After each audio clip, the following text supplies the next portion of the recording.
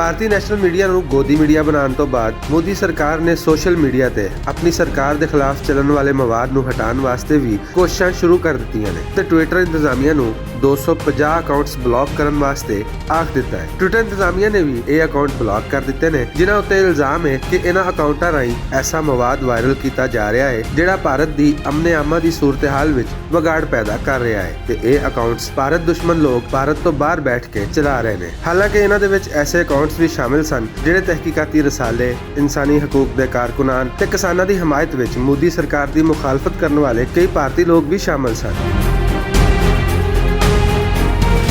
Twitter ਇੰਤਜ਼ਾਮੀਆ ਨੇ 6 ਘੰਟੇ accounts block ਰੱਖਣ ਤੋਂ ਬਾਅਦ ਸਾਰੇ ਅਕਾਊਂਟਸ ਇਹ ਕਹਿ ਕੇ ਖੋਲ ਦਿੱਤੇ ਕਿ ਜਿਹੜੇ ਇਲਜ਼ਾਮ ਭਾਰਤੀ ਹਕੂਮਤ ਵੱਲੋਂ ਲਾਏ ਗਏ ਸਨ ਉਹ ਕਾਫੀ ਨਹੀਂ ਸਨ।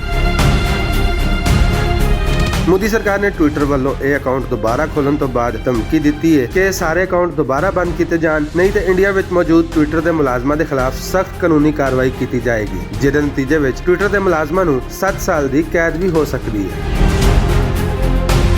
ਟਵਿੱਟਰ ਇੰਤਜ਼ਾਮੀਆ ਦੇ ਉੱਤੇ ਇਹ ਧਮਕੀ ਕੀ ਅਸਰ ਕਰਦੀ ਹੈ ਇਹ ਤੇ ਵੇਲਾ ਹੀ ਦੱਸੇਗਾ, ਪਰ ਇੰਡੀਆ ਹਾਈਜੈਕ ਟਵਿੱਟਰ ਦਾ ਹੈਸ਼ਟੈਗ ਪਾਕਿਸਤਾਨ ਦੇ ਟਵਿੱਟਰ ਤੇ ਟੌਪ ਟ੍ਰੈਂਡ ਕਰ ਰਿਹਾ ਹੈ ਤੇ ਹੁਣ ਟਵਿੱਟਰ ਤੇ ਹਰ ਕੋਈ ਮੋਦੀ ਸਰਕਾਰ ਦੇ ਖਿਲਾਫ ਗੱਲ ਕਰਦਾ ਨਜ਼ਰ ਆ ਰਿਹਾ ਹੈ।